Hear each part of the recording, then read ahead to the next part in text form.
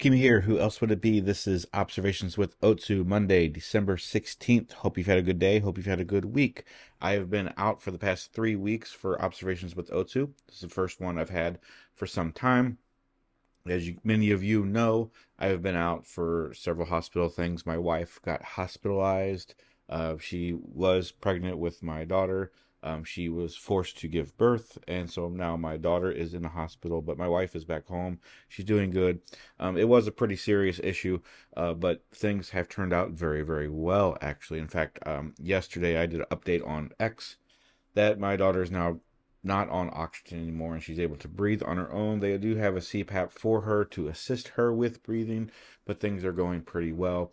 I think they've actually transitioned her to go on a normal daylight schedule like a normal infant would. And I was talking to the nurse yesterday actually, and things are looking pretty good. They're just looking for three specific things.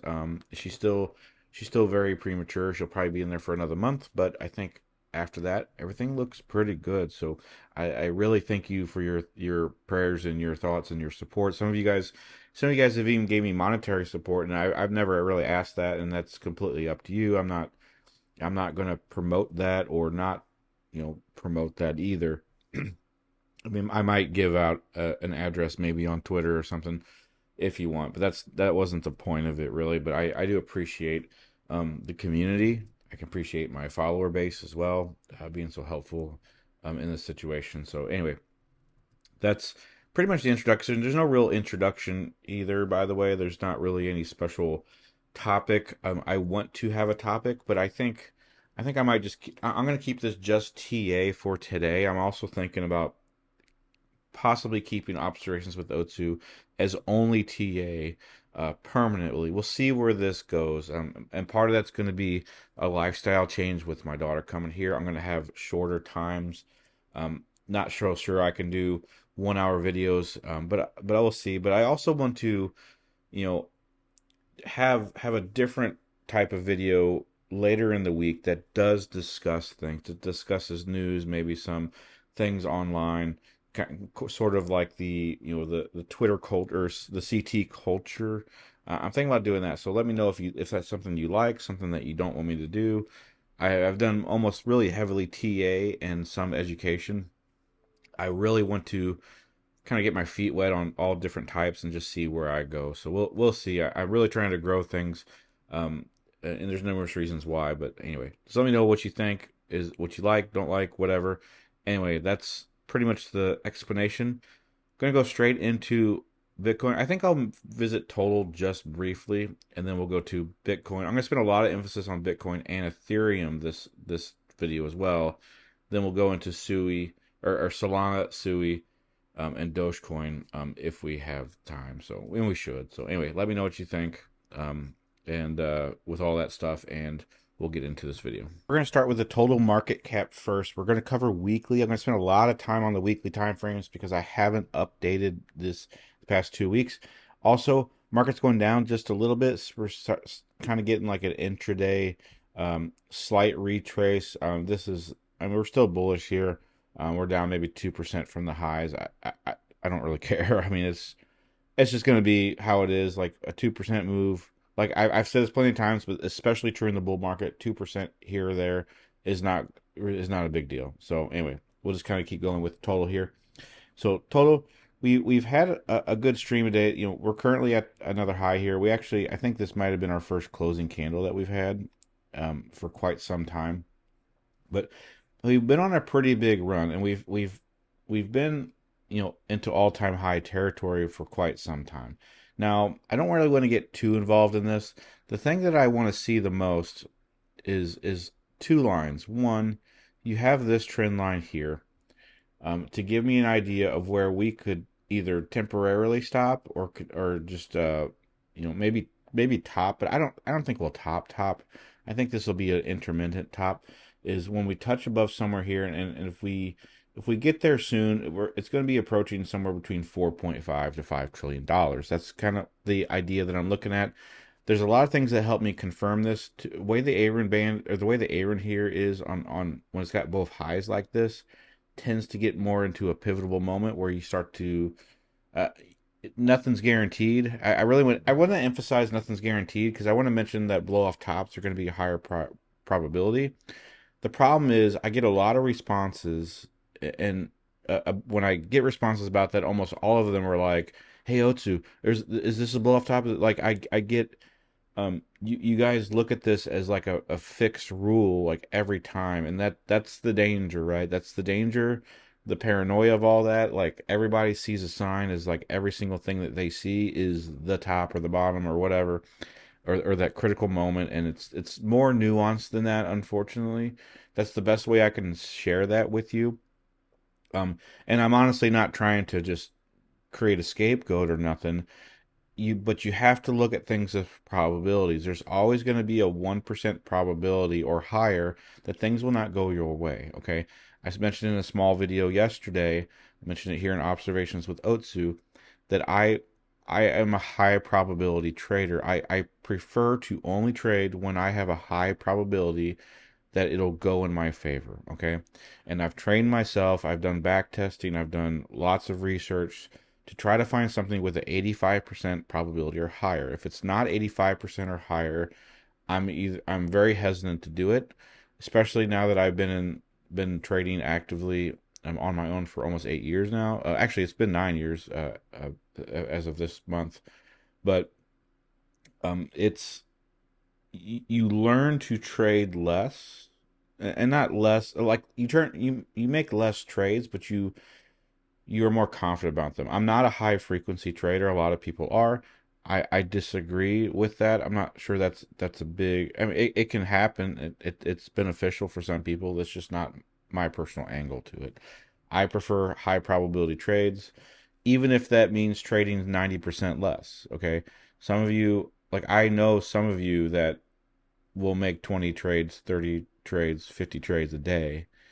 And that's ridiculous in my opinion. I trade maybe twice a day, you know, um, or even less, and it just depends. It depends on the time frame.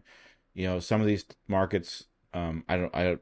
It depends on the bull market. I'll trade more, right? Anyway, I'm getting carried away. I'm starting to ramble. My point is, um, that's the trade frequency I'm looking at, and I'm looking at this from a high probability perspective because of the way the ARIN is set out, but also the RSI here. The RSI is just still under the 80 marker. Nothing's guaranteed, obviously, but when we start to go above 80%, things start to get more parabolic. So we can take the last two. This is complicated. We can get into this, but that's where we just had that parabolic run, the blow off top. Same situation here. We had the run. Okay, there is a divergence here, but it still continued to run. Okay, so this is where divergences are going to also be tricky as well. But we're still below this 80 marker. Okay, this is not a divergence because this is too far along, but this is kind of what I'm seeing: 4.5 to 5 trillion in the asset. Now, I also want to briefly cover total too, because this is without. I messed it up. So without Bitcoin, and so you can see here that we're holding the highs. And did we break out? We barely broke out here. Okay, and we actually touched back below. So this would classify as a deviation. Now we can always recover this. This isn't necessarily a bad scenario. I'm not really going to get into detail why. It's basically because you have this liquidity angle, or this liquidity block.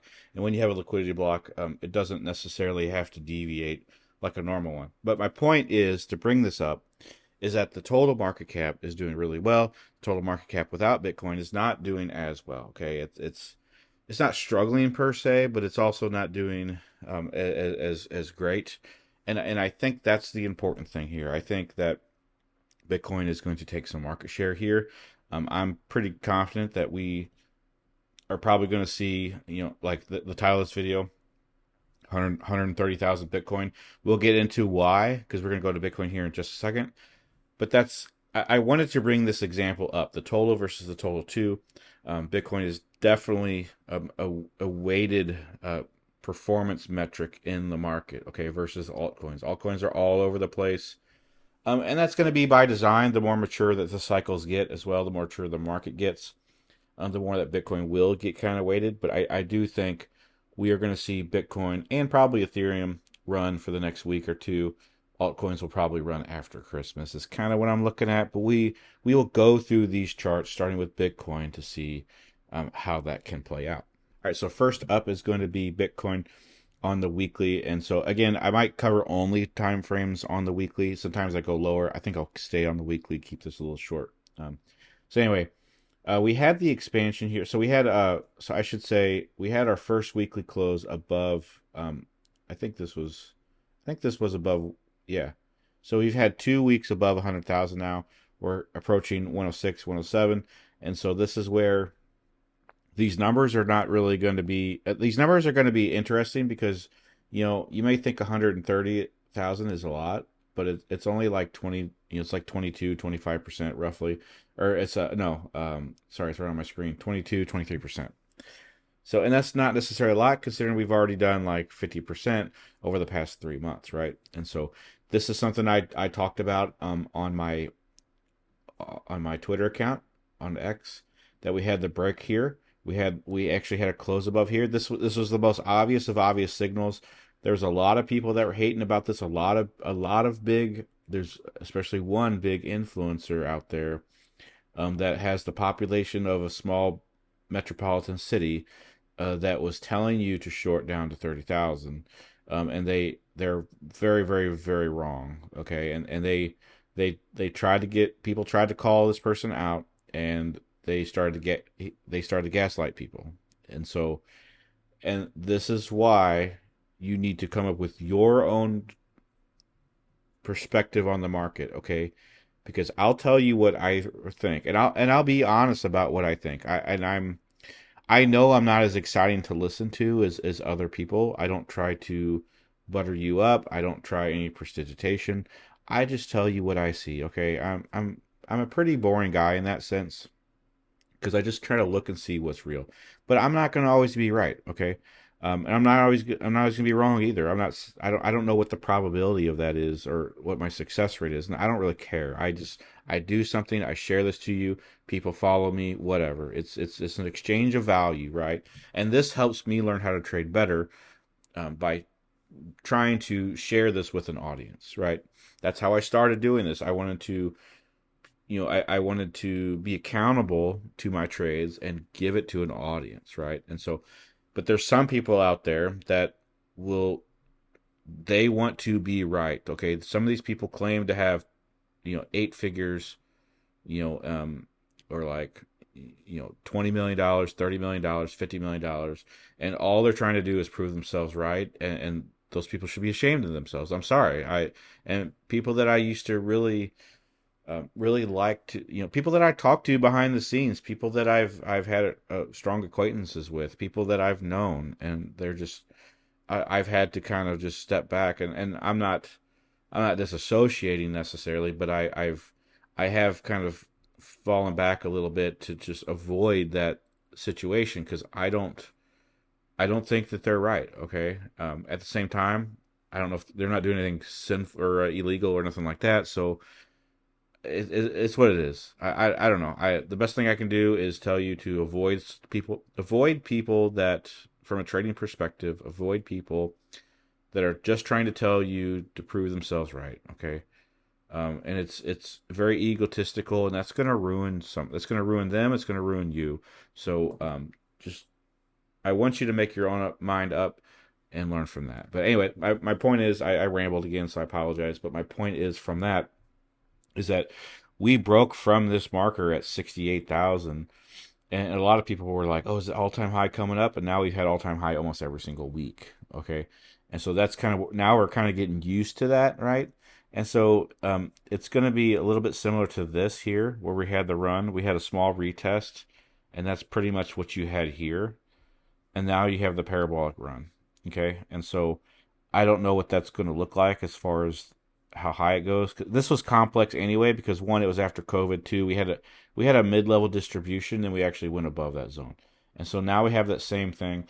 We're about 106, and so we're over 50% from that break. This was the easiest break in probably the entire cycle, honestly. Okay, we had the divergence that was really good. You had the break above here, break above here, and also if you're also familiar with the blue trends, I mean, if you just would have bought from here to here, 30%, right? Here to here, okay, 124%. And then from here to here, 53%, right? So you have 200% here. So a 3x. Did you guys get 3x on trading? If you didn't, you need to get my errand band, first of all.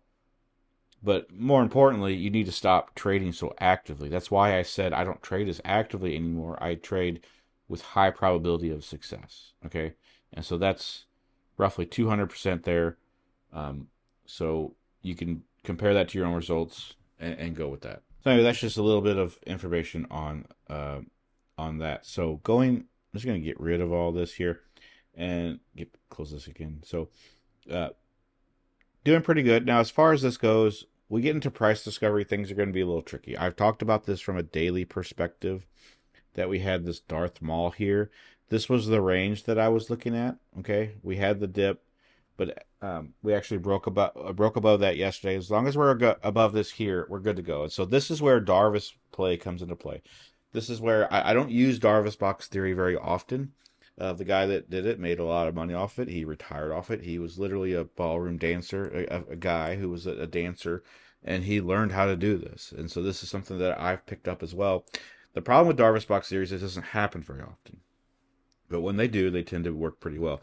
So now you're broken above this zone. So the idea of this is since we have consolidated for almost an entire year, we broke above this zone. Now we consolidate a little bit more. It should not go back to 5 digits. It should not go back under 100,000. That's the theory. That's not the theory. That's how I'm applying the theory.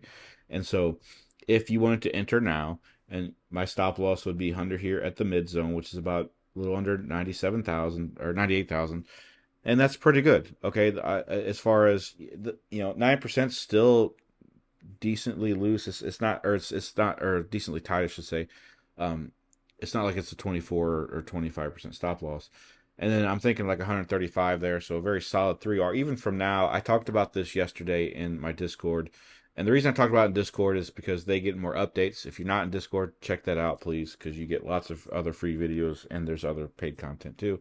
So with this, it's kind of what I'm looking at. The whole point of this is that you risk more because you don't expect this to come back down. You could even have this come down even higher if you want to, but I like the fact that it's under 100,000. Okay, because we've just fought 100,000 for about 3 weeks now, and so theoretically it shouldn't come back down. We had this. Go back to the weekly. We had the same thing here with this situation. So we had the consolidation for almost a week, right? And so the Darvis box theory would have triggered here at 80,000, which is pretty high. I will admit that. So actually, let me see if I can go on to daily because the same thing should give you. Yeah, so right here was at 75,000. This did not count because this was still within the range. The wicks don't count either. And so this would have gave you the entry that you're looking for. For my band, my rule is stop loss at the low outside the band, targeting current price, you're at 3.45. See what I'm saying? Now, the point I'm trying to make here is that the Darvis, which triggered right here, should not come back down. Darvis box theory, the Darvis boxes should not, like, price should not fade below. If it does, it's a deviation and it doesn't work. So that's why Darvises are so critical, because they're not meant to be faded. It's meant to be a rally. That's why I really think it was extremely unwise for people to fade this breakout. Because we got our first breakout in almost pretty much a year, okay? And we had the bottom here on a different time. That's a different story, but my point is these Darvis box theories are not meant to be faded. They're meant to long your longs potentially. So we're getting that again, and so that's where this is looking on the weekly. Now, that's pretty much it. On the daily too, I want to look at this from a parabolic standpoint. This is a complex structure, but if you take these two here, usually you can kind of measure where we're going to go. And so this is another reason why I'm looking at 135, is because if we kind of take our time and go up, we're going to hit the 135, 140 range. Okay. If we go up pretty fast, theoretically, we should not go above the the red line. Okay. That's what I'm looking at. So we're going to probably go up pretty high for a shorter period of time. I think we might cool off in January. We'll see. I don't really know just yet. I'm still coming back to the square of things, but that's where I'm coming up with the 135. There's a mixture of things. Most of that kind of points to that area, and so we'll see how that goes. So anyway, that's Bitcoin. Let's go to Ethereum. All right, let's go to Ethereum on the weekly, or we're going to go to the weekly, I should say. So sorry if I'm a little. I think I'm all over the place here. Apologies. It's just been a busy past couple weeks. So anyway, so looking here on the weekly, I'm going to erase all this. Probably get rid of this too if I can. Sometimes TradingView doesn't. It does. So looking at this, we had a pretty bearish candle wick wise last week, but it actually recovered. Still was bullish, or still was bearish, but the last few weeks before that were bullish. So, but that being said, let's ignore the current candle because the current candle is doing pretty good. Ethereum's is doing about 2.5, so it's doing okay. What I want to see here is you have this right here. You have a breakup, almost, well, hold on just a second. You have a break above the zone. That's what I should have did, so I apologize. Break above the zone, it held, and so this should rally. This should continue to rally. So this is the weekly time frame. Aaron has been bullish for quite some time. We had a break, a very low quality break, but it still ended up doing okay. RSI is pretty healthy. Everything is looking good right here, and so this should continue to rally. I don't really see any reason why it wouldn't. It wouldn't. From the fib block here, the mid was pretty much at 3,500, a little over 3,500. So that's not a big concern here as well. We should rally from here. We talked about this, I think, the last time, as these red lines indicate a continuation pattern. I think it was probably more so like this. It was more complex. We'll just leave it at this for just simplicity because it's already done. Regardless of whether this happened or not, the bottom one was still effective. We had the trend line breakout. Same thing that happened on Bitcoin, right? Where we had the trend line breakout at 68,000. So this should hold up as well. I feel pretty confident that we're going to hit 5,000 pretty soon. Okay, and so it's kind of what I'm looking at with this. I think this is we finally retested a lot of this. Ethereum is getting more in the spotlight, especially with DeFi doing pretty well also. And so that's kind of what I'm looking at. I think that we could rally from this. And this is an excellent recovery here. I would not neglect this. Now, if you wanted to hold on to this, do a market long here, stop loss under here would be fine. This is a pretty tight stop for the weekly. If you wanted to cover this here on the lows there, you certainly could. And then 5,000 is pretty small on the weekly here.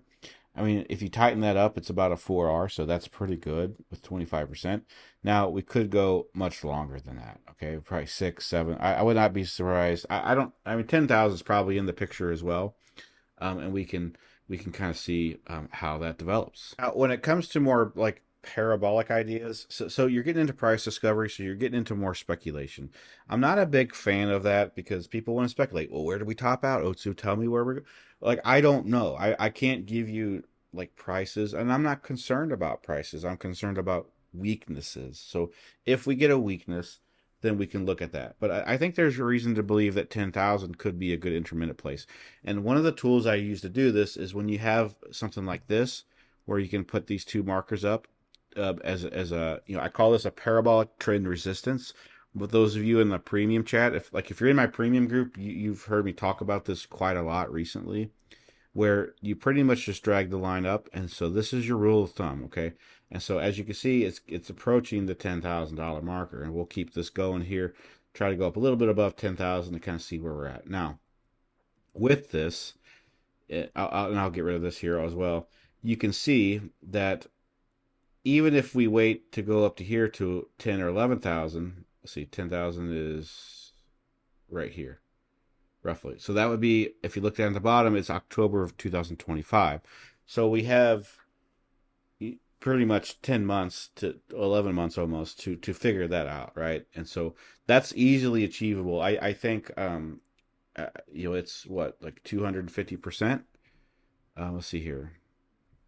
And this is speculation, but this should come together. So all the way to 10,000 from here.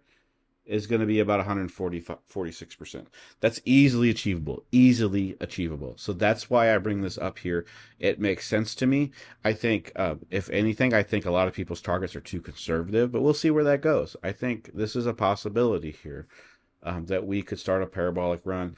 Now, we're not in price discovery just yet. I want to keep that in mind. The price discovery would be up here at about 4,600. If you wanted to do that one instead, you have a little candle right here. That's going to be your line in the sand, okay? And then you can target that with a long as well. So you know, have another opportunity to long. That'll probably be your last big opportunity to long with size, and still be confident in your trades. But that's kind of what I'm looking at as far as the targets for that. I think Ethereum looks pretty good here. I think it actually just looks. I think it looks just as good as Bitcoin. ETH and BTC, I think, are back in the saddle for now. So that's what that looks like. I'm going to cover Solana here, and then I think I'll not do Sui and Dogecoin. I have time constraints. I gotta go to the hospital, things like that. So I gotta go every single day as much as I can. So it's it takes a significant portion of time out of my day, 4 to 6 hours. So anyway, let's do Solana and then we'll end the video. So here's Solana, and so by the way, I'll try to do Sui and Dogecoin another day. I'll try to do it some other day. So maybe Wednesday, I think that would look like. But as far as this goes, here's Solana on the weekly. It's underperforming. It's for the past 3 or 4 candles. We have pretty decently large bearish candle. Actually, I should say 2 of the past 3. This is a current candle. And I've said this before in the mini markets as well, that Solana is underperforming. And so we can see on the daily what I really refer to is we have a channel, and not really a good one either, because here's your channel situation. And so you have this, so not the best channel. It's almost sort of a wedge. It's the channel based off certain metrics, depending on how you want to draw that. But we need to break above the zone, above this, the upper line on here. Not doing it. Daily is bearish on the ARIN, so it's very complex. But going back to the weekly here, we see that, so my ARIN band, the price is coming back down to the ARIN band, and that's usually a retest point, okay? So you want to see something like where it goes up like this, and then it comes back down. So we could be right here where we reload. If we tap into the band and we come back out, that's usually a sign that you can long that. And so we'll see how that goes. Now, as far as all this went, we actually had a new closing high. We had a new full high altogether in general, but we didn't close above that, so it's not a classic deviation. It's just more like a fake out, and so that's kind of where we're at. And so with the next range, here's your range here, okay. So now we're between the 202 marker and the 248. Okay, if we go above to 250, we're probably going to go to 300. So I'm not concerned about that. So we're actually within this range here, right here. Okay, and so we just failed the mid here. Actually, if you want to include this, no, it still fails the mid. So we're kind of within this range. That's what I'm looking at. So we need to. No, I like this because ranges can be taken advantage of by waiting for the price to go outside the range and then make the action after that. So with this, you could do one or two things. If you wait for the midline recovery, you could put your entry here, stop loss here, price discovery or the price target wherever you want. So that's your first option, right? Your second option is to wait for the band here. And so the one reason I like about the bands is you take something like, sorry, I don't want to cherry pick an example either, but down here, so this went blue, you target here, stop loss, under the band, and then you can target how. That's kind of how that works, right? Like once it gets you use the band to incorporate entries and stop losses. I'm a big fan of finding fixed entries and fixed stop losses and letting your take profits go wherever it suits you. Okay, whether you have more risk because you're maybe 20 years younger than somebody else, or because you need to incorporate higher risk management, or whatever. For me, I tend to operate on weakness. Doesn't matter if it's a 2x or a 200x. Is it going to be weak enough to sell or not? And then you wait for that. So, but as far as this goes, we're still within the range. And honestly, I think this is going to underperform. I really do. I think, even on the markets right now, I think Bitcoin and Ethereum are going to probably steal the show for the next week, probably for just this week, and then going into Christmas, I think, or probably after Christmas, I would say, is when things will really kick in for altcoins. So anyway, that's just a small little update with that. So anyway, that's the video. Again, apologies. I want to do Sui and Dogecoin. I don't really have time. I know a lot of you guys like Sui in particular, but I just don't have the time. I'll try to do it another day and see where that goes. So anyway, that's the video. Let me know what you think. I'll see you next time.